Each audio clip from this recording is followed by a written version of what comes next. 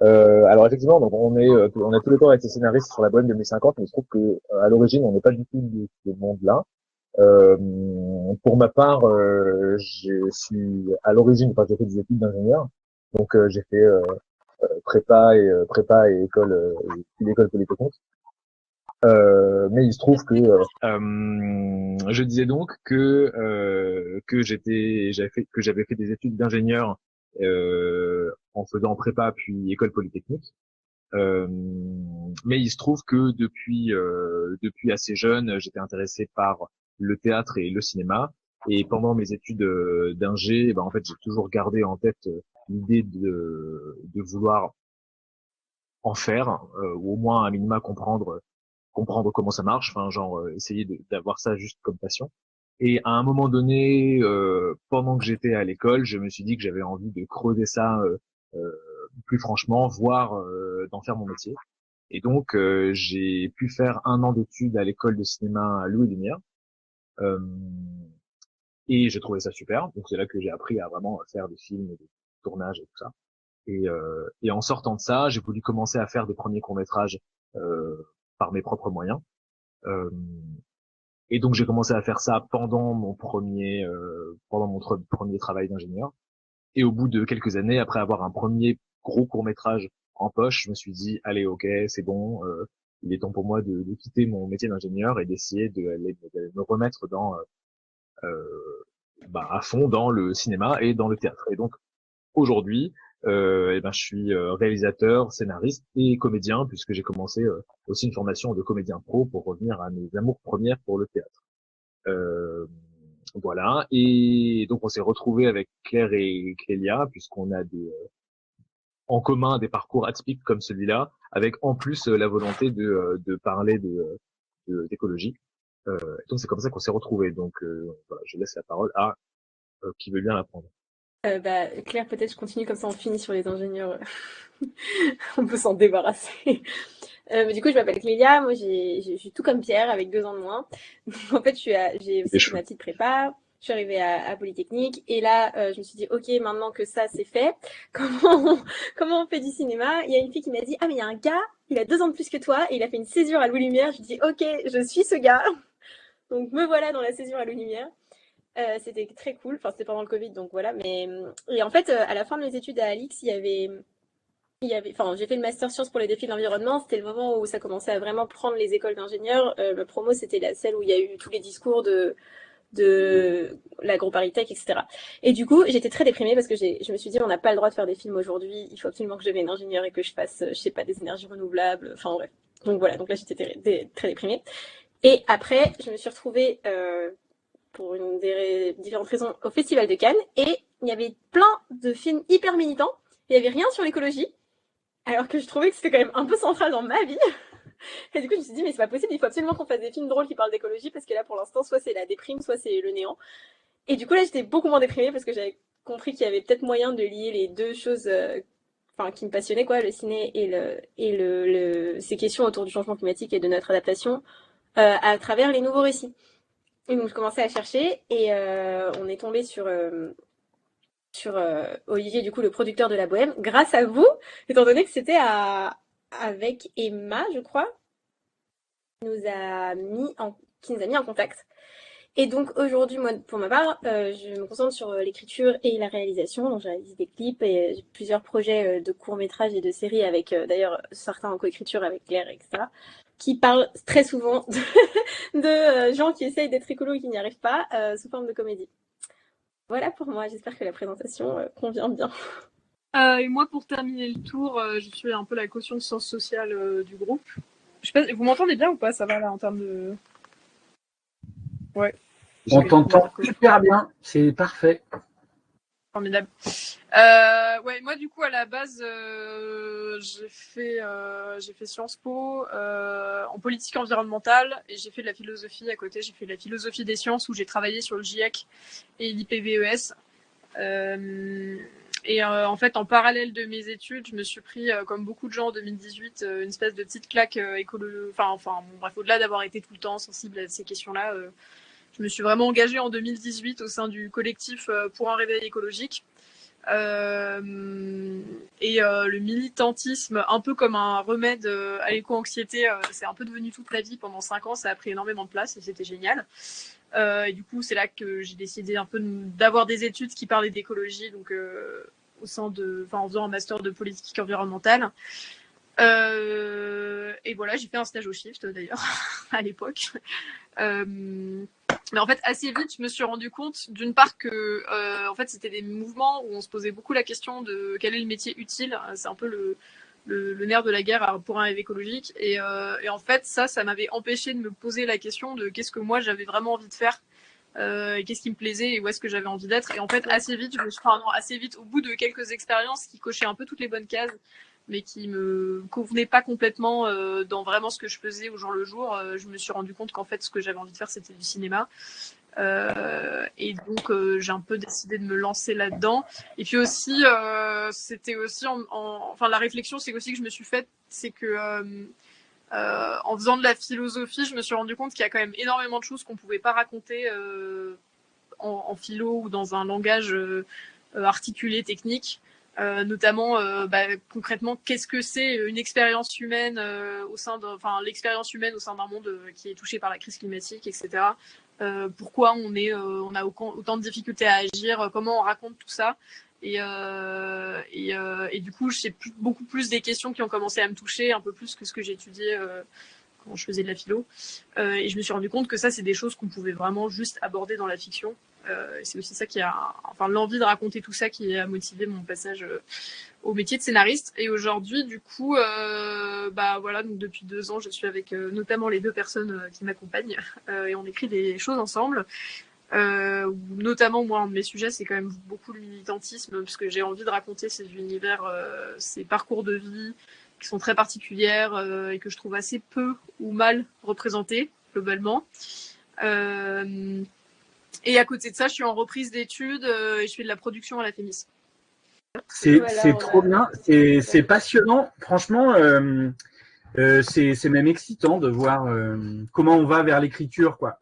Alors, si on se concentre sur la bohème, comment, si j'ai bien compris, c'est sans doute par le Shift que vous êtes tombé sur Sébastien Guest. Et est-ce que c'est lui qui est arrivé avec beaucoup d'idées déjà, ou est-ce que vous, en découvrant cet opéra, comment ça s'est passé en fait? Alors nous, du coup, comment ça s'est passé? On cherchait par tout prix à creuser cette histoire des nouveaux récits. Du coup, on allait aux rencontres du Shift et Claire nous a mis en relation avec Emma. Je ne me rappelle plus de son nom de famille. Emma Stocking, ouais, ça. Et Emma nous a dit, mais il y a un producteur qui cherche des auteurs pour écrire un truc sur l'écologie. Donc là, voilà, il n'en fallait pas beaucoup plus. Donc on appelle Olivier qui avait à ce moment un pitch à France Télé qui s'appelait La Bohème en 2050. Genre c'est La Bohème. Donc La Bohème, c'est l'histoire, enfin c'est un opéra de Puccini qui est calé sur l'histoire d'un roman de Henri Murger, si je me prononce bien, merci. Qui raconte l'histoire de 4 gars, de 4 artistes complètement fauchés qui comme ils sont très pauvres, ils crèvent de froid dans Paris des années du 19e et ils n'arrivent pas à garder leurs copines parce que les femmes de cette époque ont vraiment besoin d'argent. N'est-ce pas? Ça fait partie des choses qu'on a vraiment essayé de réactualiser et remoderniser. Mais donc voilà, donc en gros c'est des artistes fauchés qui crèvent de froid et qui subissent vraiment la pauvreté. Et là l'idée de Olivier c'était de faire la même chose mais en version on crève de chaud parce que réchauffement climatique. Et ça, c'est tout ce qu'il y avait, quoi. C'était la Bohème 2050. Du coup, nous, on avait toute la liberté de faire le concept autour et de se dire, à quoi correspondent les différentes parties d'adaptation. Les héros, ils sont comment? Pourquoi ils sont dans cette situation? Mimi, du coup, qui est la copine, enfin l'amoureuse du héros principal, qui est justement celle qui va qui représente vraiment l'amour et qui va mourir à la fin de la pièce, qu'est-ce qu'elle veut dire dans ce monde avec le réchauffement climatique. Et du coup, on a sorti plein de pitchs, plein de concepts différents, très différents, peut-être beaucoup trop de concepts différents, pour savoir comment on pouvait faire la transposition de manière claire et qu'est-ce que ça racontait. Et à la fin, on est arrivé sur Mimi est une intelligence artificielle qui doit nous sauver, dans laquelle l'humanité met tous ses espoirs. Et Rodolfo, du coup, qui est un des bohémiens, tombe amoureux de Mimi parce que il pense que, enfin, ils sont amoureux à la fois de la femme et de l'espoir qu'elle représente pour lui, qui est un mec qui est tellement fauché qu'ils ont absolument pas de quoi se protéger de la chaleur et des catastrophes qui les entourent. Donc voilà, tout ça est parti d'une blague parce qu'on se disait Mimi, Mimia, Ia. Après, on a fait comme si cette blague n'avait jamais existé, mais en fait, c'était quand même un gros point de départ. Je suis désolée, j'ai balancé cette info terrible. Mais bon, voilà, je sais pas si ça répond à votre question. Les secrets de ségrégation.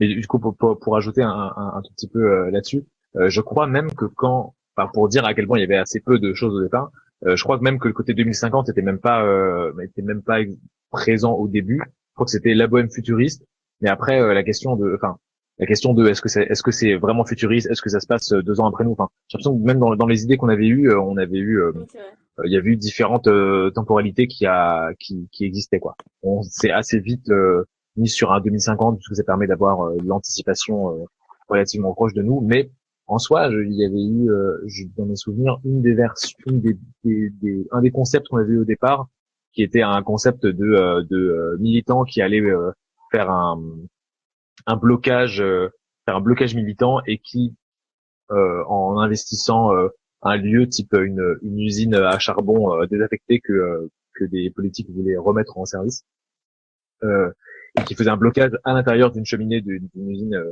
d'une centrale quoi et qui du coup jouait la bohème en guise de blocage quoi. Et dans mes souvenirs, je sais plus exactement comment on avait développé ce truc-là, mais je crois que c'était dans un avenir un peu plus proche mais voilà. En tout cas, ça pour dire que entre oui, voilà. Et du coup, voilà, ça parlait des réseaux sociaux, ça parlait de ce que c'était qu'un blocage militant, et ça parlait de burn-out militant. En fait, globalement, dans l'opéra, une grosse question au niveau créatif était de se dire, bah, dans la bohème, à la fin, on a le gros événement de l'opéra, c'est qu'à la fin, le personnage de Mimi meurt, donc le personnage qui a une histoire d'amour avec le personnage principal, voilà, meurt à la fin. Et la grosse question, ça a été de se dire euh, qu'est-ce qu'on euh, qu'est-ce qu'on va essayer de représenter par la mort de ce personnage. Et c'était un peu un des points centraux des idées de concept qu'on avait. Et voilà, dans le cas du blocage militant, bah, c'était un peu l'idée, c'était qu'on avait un personnage qui était l'équivalent de notre Mimi, qui était la personne qui gérait le blocage et, euh, et qui finissait par avoir un burn-out militant parce que c'était beaucoup trop de travail quoi. Donc ça c'était un des concepts et le concept qu'on a fini par prendre c'était une intelligence artificielle qui finit par mourir dans cette dans ce futur dans lequel il fait trop chaud et où il y a pas assez d'énergie quoi. En gros.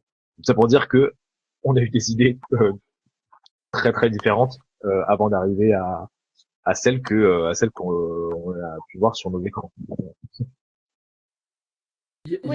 D'ailleurs, ça devient un truc sur le technosolutionnisme avec cette IA qui meurt, avec tout l'espoir qu'il y avait dedans. C'est une piste super intéressante. Hein.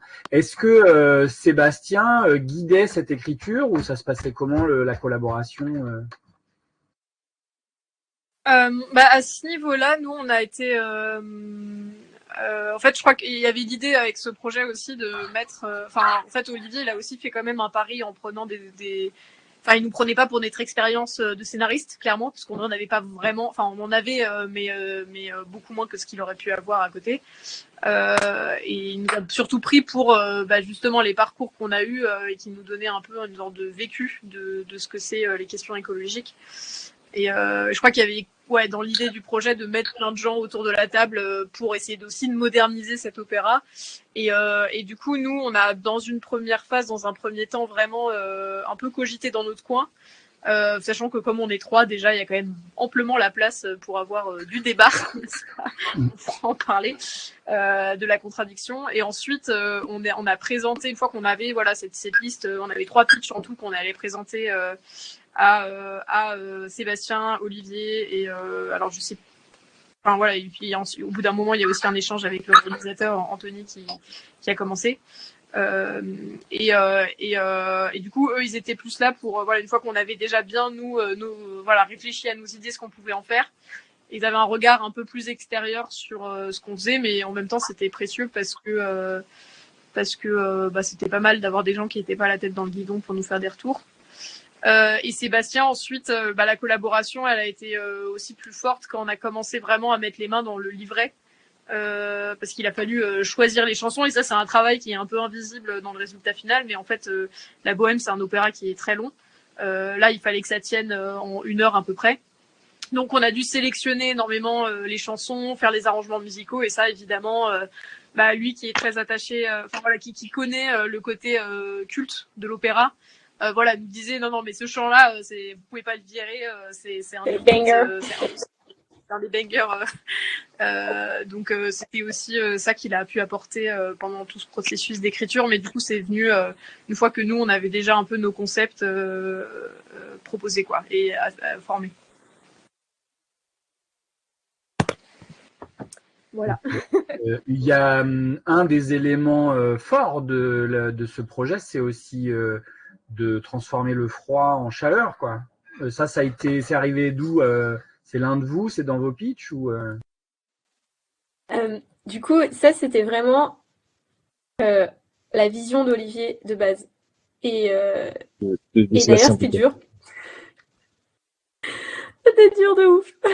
Non, la vision d'Olivier c'était il y avait on voyait l'influence du réchauffement climatique. Et du coup, nous, il est possible que le réchauffement climatique crée plus de froid. Donc le froid peut se justifier.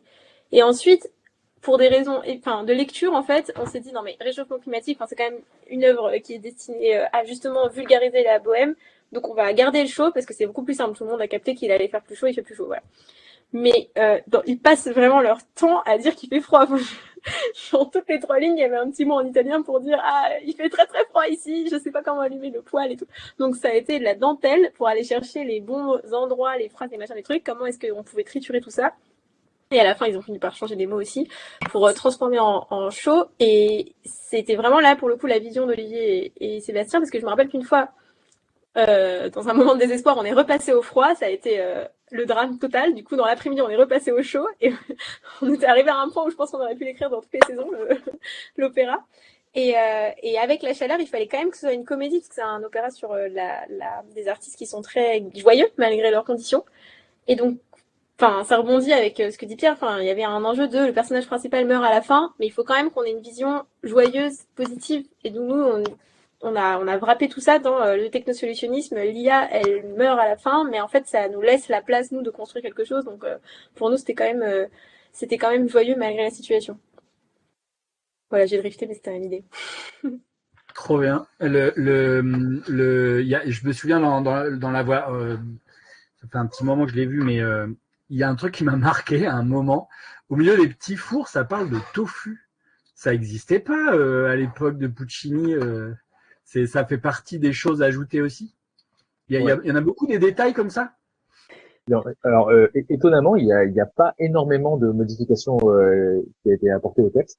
On arrivait quand même à bien s'en sortir. Ça a été un gros travail, quand même, ce travail de découpe de dentelle, mais il n'y a pas eu besoin de tant de changements que ça. Donc le tofu, non, et ça fait partie des changements qui ont été apportés à tofu. Donc voilà. Au tout début de la Bohème 2050, il parle de climatiseur. Un climatiseur qui marche pas. Ça, évidemment, dans l'opéra de base, il parle plutôt d'un poêle, et en fait, ils ont pas de bois pour alimenter leur poêle, et donc ils ont pas de feu, quoi. Donc il y a eu besoin d'avoir quelques petites adaptations comme ça. Typiquement, il y a un climatiseur qui marche pas, et donc c'est le personnage de Sébastien, donc Rodolfo, qui décide d'utiliser ses feuillets pour qu'ils puissent se ventiler comme ils peuvent, quoi. Là où dans l'opéra de base, ils ont pas de bois pour mettre du feu. Donc le personnage de Rodolfo, qui est un poète, va chercher une pièce qu'il avait écrite, et il met ses feuillets dans le feu, quoi.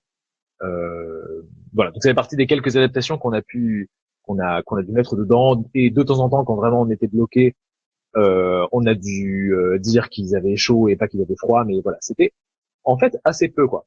Il y a même un moment où, au début de l'acte 1, à peu près au début, il parle même de froid. Il y a le personnage de Marcello qui dit avoir froid, mais pour le coup, on a préféré le garder comme une ironie, quoi. Le personnage parle du froid comme quelque chose d'ironique, donc avec ces petites ces petites astuces, on est arrivé à s'en sortir pour pas avoir pour essayer de respecter au maximum quand même le texte de Guccini.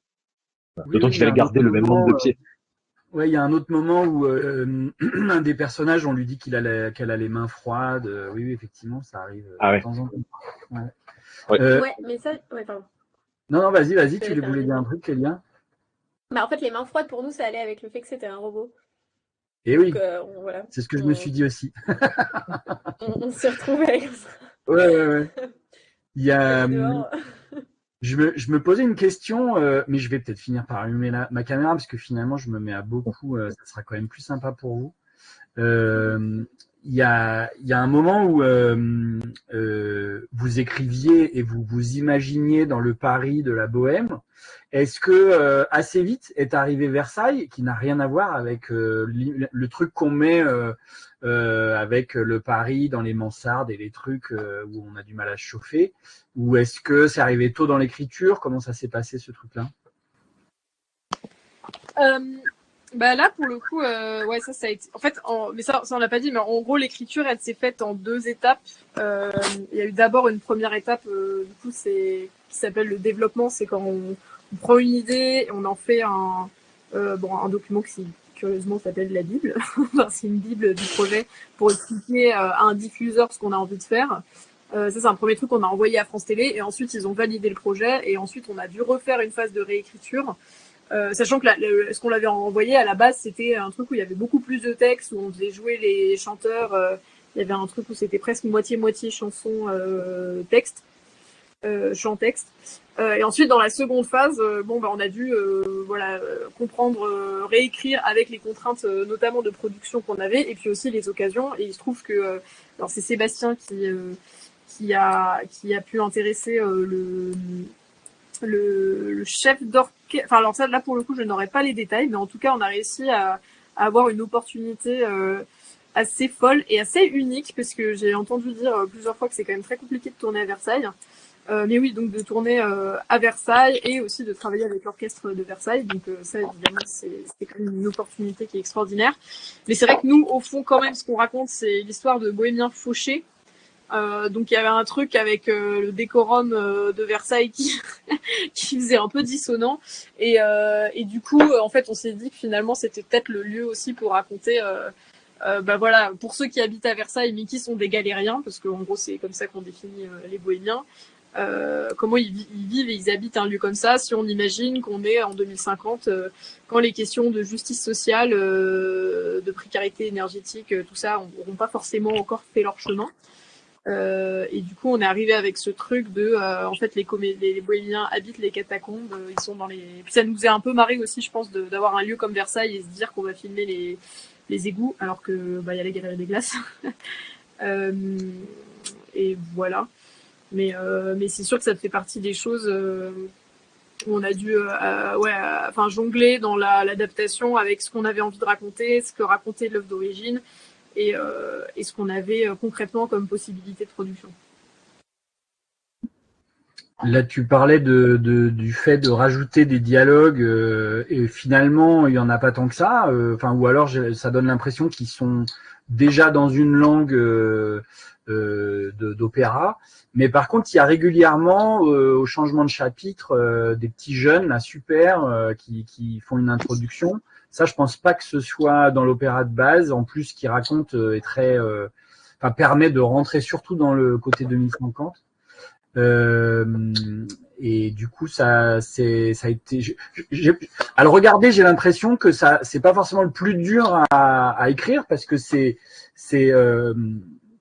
une écriture plus facile. Et puis ils sont bien, ces jeunes là. À quel moment ça s'est fait cette écriture-là, et est-ce que c'était facile ou pas? Comment vous êtes parti là-dedans? comment on est parti là-dedans? Bah, du coup, comme Claire a dit, l'écriture s'est faite en 2 temps. Et le projet, en fait, avançait aussi côté France Télé. Du coup, au début, on avait rendu quelque chose où les gens parlaient.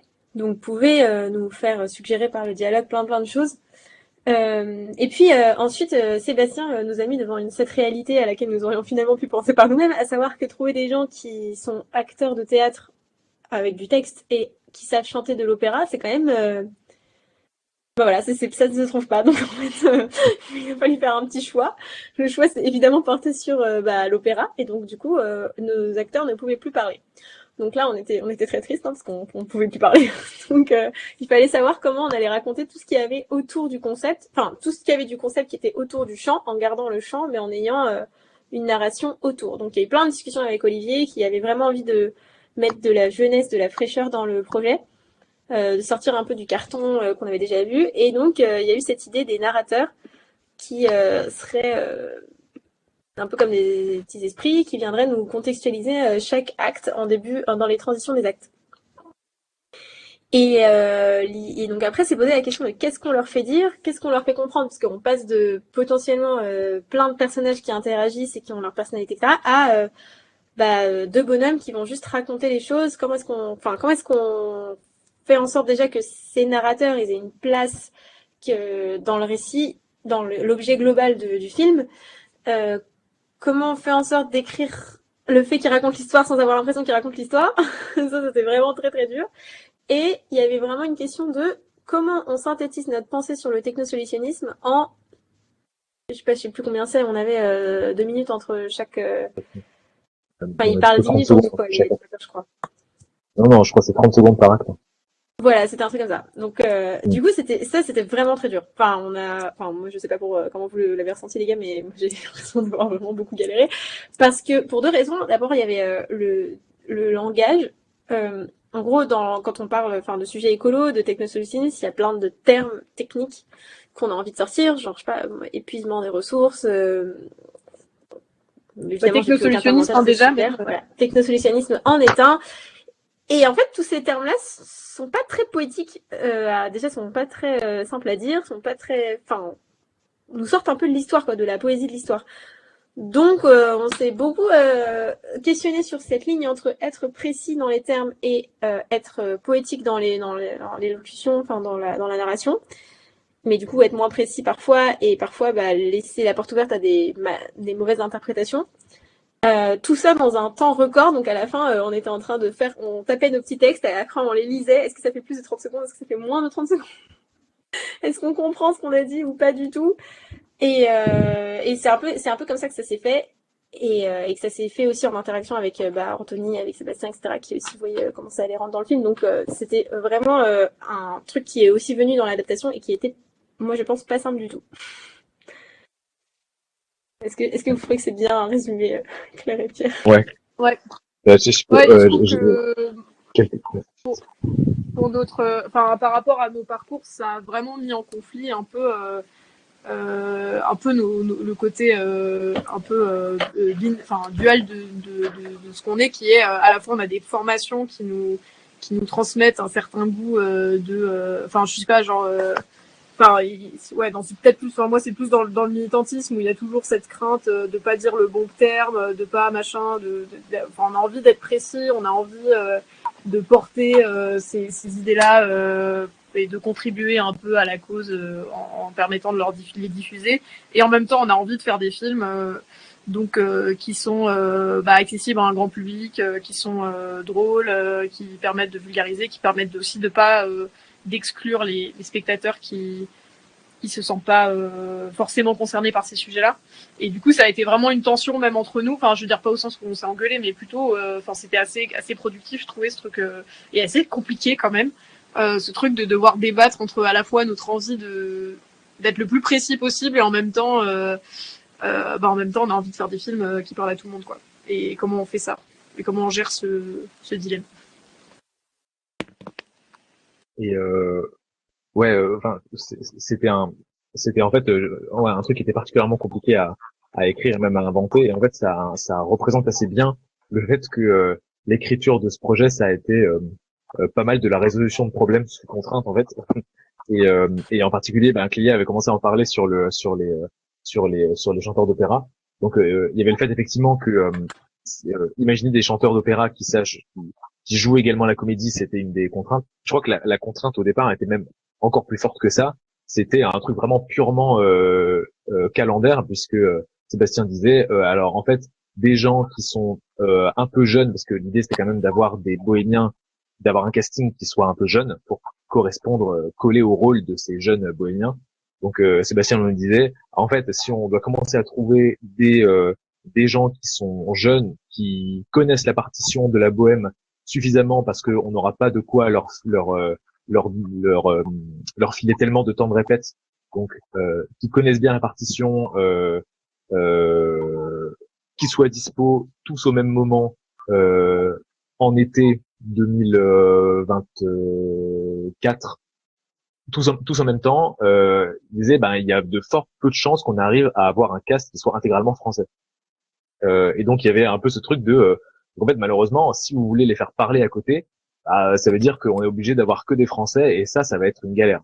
Et donc il y avait vraiment une contrainte. Bon, il se trouve que finalement le cast est intégralement en français, donc ça tombait bien. Enfin, mais ça faisait partie des contraintes. Lui nous disait non mais ça va être très très très dur si on a ces contraintes supplémentaires de trouver que des francophones. Donc ne les faisons pas parler, on va les faire que chanter en italien et ce sera très bien.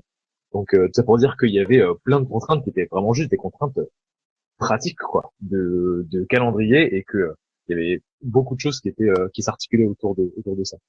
Et une des autres contraintes qu'on avait pour justement ces narrateurs, c'était une volonté de la prod d'essayer d'avoir quelque chose d'un minimum racoleur qui puisse nous servir de vitrine en fait.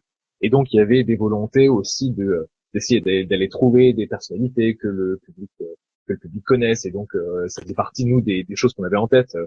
Euh, voilà, on se disait mais si on essayait d'avoir tel comédien, comment est-ce qu'il pourrait s'intégrer là-dedans, qu'est-ce qu'il a de particulier, ou avait été mentionné à un moment donné le nom d'Alain Baraton qui est qui s'occupe des jardins de Versailles, et donc on s'est dit ah oui d'accord, les gens ils le connaissent parce qu'il parle beaucoup à la radio, il est sur France Inter et ce genre de choses. Et donc tout ça faisait partie des trucs de bon ok, si on a Alain Baraton, et qu'est-ce qu'on peut lui faire raconter sur Versailles qui serait donc s'il commence à parler des jardins de Versailles, comment est-ce qu'on fait lier les jardins de Versailles avec l'histoire de la Bohème, enfin que des choses comme ça, ou alors d'autres choses. Enfin, il était question de trouver un concept autour de ces narrateurs, de comment on raconte cette histoire. Et des fois on s'est dit ok, si en fait on faisait que des cartons, c'est-à-dire que du texte écrit, comment est-ce qu'on pourrait faire? Donc on s'est même posé la question de faire genre que c'était quelqu'un qui demandait à une IA d'écrire l'histoire. Enfin, donc il y a eu plein d'idées différentes qui ont été proposées. Et donc en fait cette partie-là qui a l'air un peu anecdotique, de juste deux personnes qui se baladent dans les jardins et qui racontent ce qui va se passer, ça a été le fruit d'énormément de réflexions et de beaucoup d'idées qui ont été euh, euh, pondues et mises de côté quoi. Donc en fait c'était le fruit d'un gros travail qui était vraiment pas si simple. Franchement bravo, parce que quand on voit ces séquences, elles passent crème. Et même elles amènent une fraîcheur. On est vraiment dans une écriture jeune, j'ai envie de dire, vraiment, même dans la façon qu'ils ont de l'interpréter. Et ça marche bien, c'est-à-dire qu'en peu de temps, on a tous les enjeux. On a franchement bravo quoi. J'imaginais pas que c'était aussi compliqué. Au contraire, mais ouais, c'est intéressant de voir ça. Alors, franchement, merci pour tous ces témoignages d'écriture de cette aventure-là. C'est combien de temps d'écriture, tout ça? Et puis, vous parliez de 2 périodes, mais du coup, c'était quand un peu plus précisément? Et puis après, pour finir, je veux bien que chacun raconte un peu s'il arrive à travailler sur des projets comme il le souhaite, c'est-à-dire en lien avec des enjeux environnementaux, ou est-ce qu'en tant que scénariste, on est un peu obligé parfois de juste manger et du coup accepter des trucs moins, pas forcément en accord avec ses projets personnels, quoi.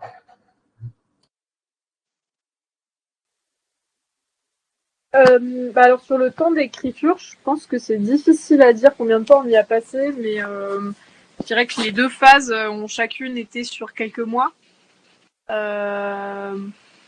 Voilà, mais c'est aussi parce qu'en fait, il y a des allers-retours avec toutes les personnes qui ont pris part avec ce projet. Donc du coup, c'est des dialogues voilà, qui demandent un peu de temps. Et puis nous, on a eu des besoins de tester certaines choses, etc. Donc ouais, ça a été à peu près, c'était à peu près le temps que ça a pris. Alors je ne saurais pas situer précisément les dates. Je sais pas si je sais pas si ça t'intéresse, si c'était ça que tu voulais savoir, Christophe. Mais en tout cas, ouais, ça a été plusieurs mois. Alors à temps plein, je saurais pas dire combien de temps ça nous a pris. Je dirais 1 ou 2 mois peut-être. Voilà. Et sinon, est-ce que j'enchaîne déjà sur la question suivante? Ouais. Du coup, moi sur les projets, en fait, nous on a tous. Enfin après, moi du coup, je suis en reprise d'études à côté. Et on a tous un peu des moyens qui font que notre revenu ne dépend pas entièrement de nos revenus de scénariste. Donc du coup là globalement, moi à peu près tout ce sur quoi je travaille touche de près ou de loin à l'écologie. Voilà, c'est plutôt sur la forme de long métrage. Il y en a un que j'écris avec Clélia, court métrage que j'écris avec Pierre, et d'autres projets, enfin séries ouais, et par contre chacun de ces projets en fait aussi assez tôt, enfin maintenant, enfin aussi en essayant de comprendre un peu comment effectivement on arrive à se faire payer, et aussi surtout est-ce que des gens acceptent de mettre de l'argent dans nos projets. En fait on essaye aussi de comprendre pour chaque projet quel type de personnes on a envie de convaincre, et donc quelles contraintes faut qu'on s'ajoute. Si par exemple voilà, on veut faire une comédie grand public, forcément c'est des choses qui peuvent récolter un peu plus de moyens que quelque chose de un peu plus auteur, intello, voire niche, qui nécessite on sait que ça va être plus compliqué à vendre, d'aller voir, on nous le dit dès le début. Et donc ça, c'est des difficultés auxquelles on se heurte dans nos différents projets, surtout en fonction de à la fois de leur niveau d'engagement, parce que c'est quand même compliqué. Avec Lélia, on travaille sur une série qui parle de militantisme. Nos héros sont des militants, et donc très vite, voilà, c'est une série, donc c'est des diffuseurs qui ont évidemment envie de toucher le plus grand public possible, et donc très vite il y a la question de est-ce que ça peut intéresser, est-ce que les gens qui sont pas écolos vont réussir à s'intéresser à ces personnages, et c'est quand même très compliqué de convaincre les gens que en fait il y a des choses très universelles dans l'engagement et dans les questionnements qui traversent la vie de militant. Donc ouais, voilà, en tout cas sur la question de est-ce qu'on arrive à porter, nous c'est les histoires qu'on a envie de raconter, donc assez naturellement tout ce qu'on écrit va à un moment raconter ça. Après, en fonction de où on se situe dans le côté grand public / plus niche, c'est plus ou moins compliqué. Et si on est grand public, il y a des compromis à faire sur ce qu'on raconte. Et si on est plus niche, il y a des compromis à faire sur l'argent qu'on va avoir pour le raconter, on va dire. Voilà. Ouais, donc je suis à peu près dans la même situation que Claire, c'est-à-dire que mes revenus dépendent de très très peu de mes revenus de scénariste et réalisateur aussi. Là, on est un peu dans une phase où, pour l'instant, on est déjà content si on arrive à faire des projets, et on arrive à avoir des sources de revenus à côté. Donc voilà. En revanche, c'est vrai qu'on peut être confronté à j'imagine des difficultés à financer des projets parle d'écologie, mais bon, pour ma part, j'ai pas l'impression de tellement m'en rendre compte, puisque euh, enfin, on est encore dans des phases assez jeunes où on essaye déjà de trouver des producteurs pour nos premiers projets indépendants, disons. Donc donc voilà, pour ma part, je me sens encore un peu jeune pour savoir pour sentir directement l'impact du fait que peut-être que actuellement on finance moins des projets écolos. Je sais pas, pour l'instant je m'en rends pas encore tout à fait compte. Pour autant, dans les projets que j'ai d'écriture de réalisation que j'ai en ce moment, donc effectivement avec Claire, on a un court-métrage qui parle de militantisme ensemble, donc qui est complètement est complètement dans ce domaine-là. Après, pour ma part, les projets que j'ai vont pas traiter systématiquement d'une thématique qui soit directement écolo. Voilà. En revanche, j'aime bien essayer de garder au maximum ça en tête comme prisme d'analyse de ce que je suis en train de faire, quoi, comme une grille d'autocritique de ce que je suis en train d'écrire. Je pense en particulier là, je suis en train de travailler sur un scénario où en gros une personne rentre dans sa petite ville de province natale, quoi, pour retrouver des amis d'enfance. Et et typiquement le truc sur lequel je vais me poser des questions, c'est quel type de mobilité on va choisir de représenter dans les films qu'on écrit. Et c'est vrai que si jamais on doit commencer à se déplacer, la réalité est que actuellement dans les petites villes de province, les mobilités douces, ça reste compliqué. Donc c'est sûr que si on a envie d'avoir des déplacements, ça va être compliqué de passer à côté de faire déplacer les personnages en voiture. Donc voilà, enfin, si on a envie de coller à une réalité qui est un minimum pertinente. En revanche, on peut se poser la question, je sais pas si on va le faire, mais on peut se poser la question de faire entrer ça dans une discussion entre voilà, si on a un côté rat des villes, rat des champs, euh, euh, la discussion, il pourrait y avoir une scène qui à un moment donné va mentionner ça, qui va parler du fait que de la difficulté de la mobilité douce dans les dans des petites villes de province. Enfin voilà, c'est plus ce genre de choses. Donc voilà, où je vais pas traiter directement, enfin en tout cas pas systématiquement des projets comme ça, mais j'aime bien pouvoir comment dire, faire en sorte que au moins dans l'univers, dans l'arène que je dépeins, il saupoudrer des éléments.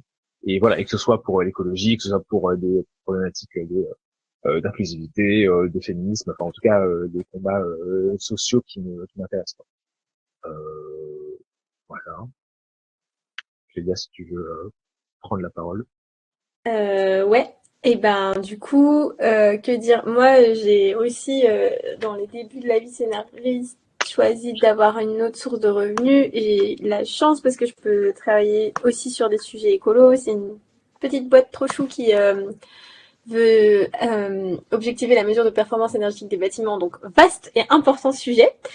Donc voilà, je fais ça à mi-temps et du coup ça me permet en tout cas d'être un peu sereine pour développer des projets à côté. Et la plupart des choses maintenant que j'y pense parlent d'écologie et en fait j'ai très envie que ce soit des personnages qui soient très imparfaits. Donc c'est ce que dit Claire. En fait, on sent moi j'ai l'impression que les producteurs ont très envie de pouvoir parler de ces sujets. Genre j'ai l'impression que tout le monde est hyper excité, mais qu'il y a une peur des diffuseurs qui est un espèce de sketch. Tout le monde a peur, quoi. Tout le monde a peur. Les diffuseurs ont peur du public, les producteurs ont peur des diffuseurs, le public a peur de... Enfin, c'est un truc de fou. Et du coup, on essaye toujours de rassurer en disant que, après tout, si les gens arrivent à comprendre la technique de la police scientifique, peut-être qu'en fait, on s'en fiche un petit peu de à quel point le sujet est technique, que ce qui est important, c'est ce que les gens ressentent, c'est les histoires qui se créent et que mettre des bonhommes sur un blocage militant ou des bonhommes qui essayent de vivre leur vie de famille en sachant que le monde va s'effondrer, ça peut être très drôle parce que c'est des bonhommes qui essayent de s'aimer dans tout qui part en couille. Donc voilà. Donc ça c'est un peu le pitch de ce qu'on fait. Et donc je fais comme dit Claire, en série, en court-métrage, en animation. Au point de vue de la réal, là pour le coup, j'ai plutôt envie je réalise du clip en ce moment, donc pour continuer à se former.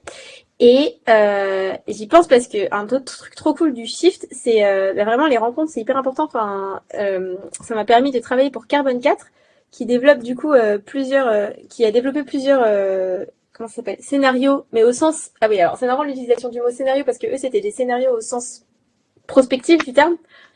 Donc c'est des scénarios d'usage, genre dans un monde à 4 degrés on va faire ci, dans un monde à 2 degrés on va faire ça, selon les valeurs, etc. Et on s'était rencontrés pour que je puisse incarner les dix scénarios avec des histoires. Du coup j'avais écrit des histoires de 5 minutes sur chaque scénario, et c'était la même histoire déclinée. C'est une histoire d'une fille qui devait organiser un mariage, qui est déclinée sur toutes les facettes, quoi. Ça se passe plus ou moins chaotiquement selon si elle peut l'organiser dans sa campagne ou si en fait c'est la guerre civile partout parce que y a plus d'eau, en gros. Et ça, c'était trop. Enfin, moi, j'ai adoré travailler avec les contraintes techniques très fortes. En plus, c'était pour le public d'investisseurs de Carbone 4, donc bon, fallait quand même parler des entreprises, etc. Et après, pouvoir les jouer, les pitcher devant les investisseurs et après les enregistrer. Et je pense que c'est sur leur site maintenant. Donc voilà, c'était vraiment une bonne base et ça me permettait d'avoir aussi des bagages techniques que derrière je recyclais à tout va. En tout cas, j'ai eu l'impression que partout où j'en ai parlé, l'idée de parler d'écologie de manière positive, avec des comédies, avec des personnages attachants, enfin, je crois qu'il n'y a pas une... Enfin, en fait, tout le monde est rebuté par le côté moralisateur de l'histoire. J'ai jamais entendu quelqu'un qui a dit faire une comédie pour ça, c'est vraiment la pire idée qu'on ait eu. Non.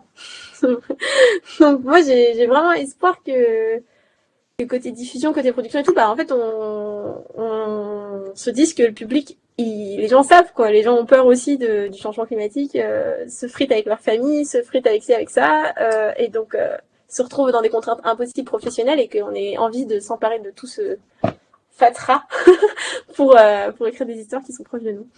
Voilà. Trop bien, bah merci, franchement, merci à tous les trois pour le temps que vous avez passé avec nous. Puis d'ailleurs, si le replay passe, si des gens revoient ce replay, je vais mettre dans les commentaires le lien vers le film qu'on peut revoir sur la plateforme Culture Box. Trop bien. Et d'ailleurs, juste une petite question, j'étais intrigué, à un moment Sébastien disait que ça devait être en plusieurs parties, j'avais compris que... Et finalement, en regardant le truc, je me suis dit, bah en fait, il n'y a qu'une partie. C'est quoi? C'était les actes, le découpage, ou c'était quoi? Oui, okay. C'est ça. Il y a un moment donné où il se doutait que la diffusion, ça allait se faire d'un bloc, mais qu'il y avait la possibilité d'en faire une série, entre guillemets, et que du coup, il y aurait un épisode par acte.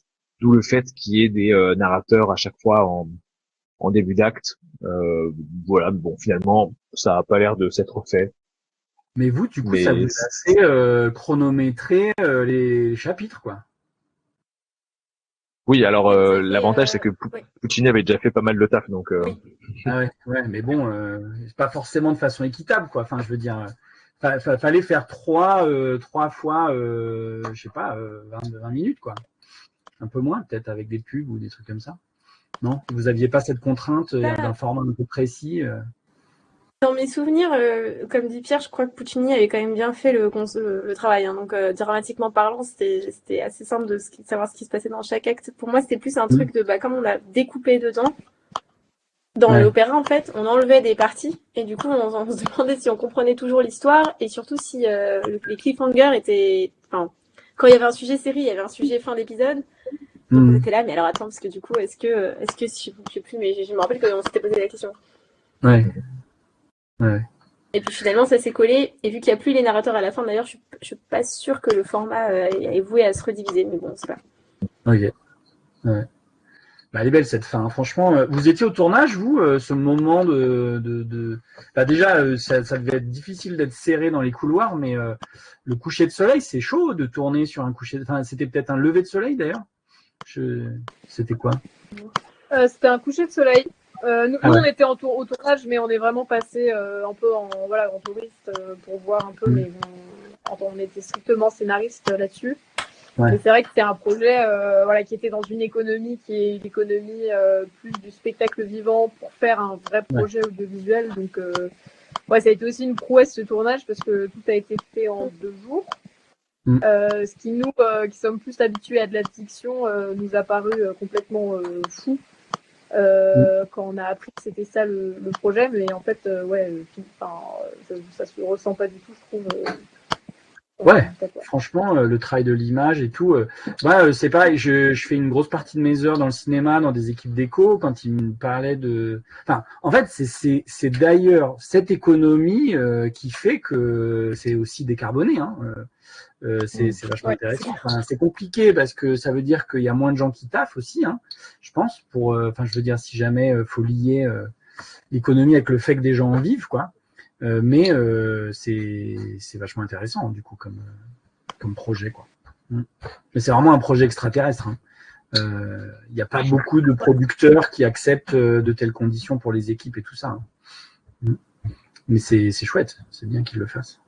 Mais je pense que c'est facilite, enfin la proximité avec le spectacle vivant facilite ça dans la mesure où les chanteurs c'était des athlètes quoi. Enfin je me rappelle c'était impressionnant en fait. En fait ils sont habitués à faire du plan séquence vu qu'ils sont habitués à ce qu'on coupe pas leur spectacle. Donc en gros ils shootaient comme ça avec un dispositif que Anthony, enfin qui moi je trouve super, qui permettait d'avoir des trucs sympas en coupant à peine, en découpant à peine. Et du coup, les gars, ils le refaisaient sur commande, comme on voulait, avec la voix et tout. Enfin, c'était hyper impressionnant. Et du coup, le coucher de soleil que vous voyez a été filmé pendant le coucher de soleil à Versailles en une fois. Nous étions là. C'était hyper beau et c'était génial du premier coup, quoi. Enfin, vraiment, il n'y a pas de « Ah, on a raté ». Non. C'est très impressionnant, je trouve, techniquement. Ouais, moi, c'est ça qui m'impressionne, parce qu'on voit bien que là, si tu te plantes, le soleil, il n'est pas au même endroit, quoi, ou il n'y en a plus du tout, quoi. Donc, non, franchement, moi, cette scène, de ce côté-là, m'a vachement impressionné. C'est l'avantage d'avoir qu'une heure pour tourner un truc aussi gros, c'est que sur un coucher de soleil, ça passe, enfin, ça passe pile, quoi. Donc c'est l'avantage des grosses contraintes de prod. C'est que ça fait partie des heureuses, des heureux fruits de ça. C'est bien, c'est cool. Je me demande s'il n'y a pas des exemples de plans séquences de malades dans l'histoire du cinéma qui justement étaient sur des levées ou des couchers de soleil, mais c'était le cauchemar de toute l'équipe parce que ça a du coup duré, je sais pas, 1, 2 ou 3 semaines. Enfin, dès que tu rates un truc, il n'y a plus le coucher de soleil, donc tu fais plus, quoi. Tournage avec les chanteurs. Après, il y a quand même tout le passage avec les orchestres qui a dû être tourné auparavant. Ça doit pas compter dans les 2 jours. Hein. Ouais. Le tournage avec l'orchestre, ça avait été, en fait, c'était l'enregistrement des musiques, qui avait été fait du coup, en avril 2024. Ouais, c'est ça, en avril 2024. Sur la bande son, en amont. Ouais, en fait, c'est ça. C'est-à-dire qu'il fallait de toute façon réunir l'orchestre pour pouvoir enregistrer les musiques. Et donc là, ils en ont profité pour installer tout un dispositif d'image et faire des images de cet orchestre à ce moment-là. Donc c'était un peu d'une pierre deux coups, quoi. Et on était aussi pour l'enregistrement. Enfin, on est passé sur l'enregistrement de ça et c'était vraiment super, quoi. Putain, mais 2 jours, mais j'avais pas compris ça. C'est pas possible, 2 jours. Ah ouais, même la scène avec la teuf, là, justement, c'est dans les 2 jours. Tout, Ouais, c'est ça. Non seulement c'était ils ont eu 2 heures de moins que prévu, je crois, un truc comme ça. Ah ouais. C'est très dur. C'était une demi-journée par acte, quoi. Anthony la prochaine fois. Ah oui, c'est vraiment des athlètes, les comédiens, hein, parce que...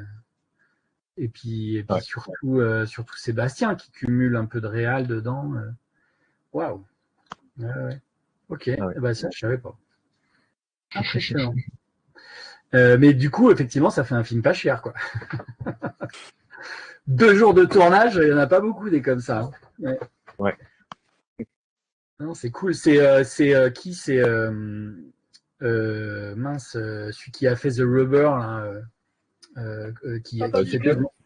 là, Quentin Dupieux, lui, c'est sa grande spécialité. C'est ce qui fait que ses films coûtent pas cher. Déjà, tout le monde a envie de tourner avec lui. Donc, en fait, les comédiens acceptent des conditions financières que d'habitude, ils acceptent pas. Et en plus de ça, je crois qu'en 2 semaines, c'est torché, quoi. C'est vraiment à chaque fois, c'est vite mis en boîte, quoi. Et du coup, c'est moins contraignant dans les plannings des comédiens aussi, quoi. C'est beaucoup plus sobre, a priori. Et aussi beaucoup plus sobre, t'as raison. Ouais. Trop bien. Je sais pas si je couperai pas des passages à la fin avant de leur diffuser. On verra. Mais souvent, je fais des petits montages pour que ce soit le plus resserré possible la captation du truc. En tout cas, encore une fois, un grand merci. Je vous souhaite une bonne soirée, puis j'espère qu'on se reverra pour la suite de vos projets, là, le moment où ça passera à la télé et où on pourra en parler. J'ai trop hâte qu'il y en ait de plus en plus des films justement sur ces thématiques-là. Moi, j'ai envie de le voir, votre film, votre série.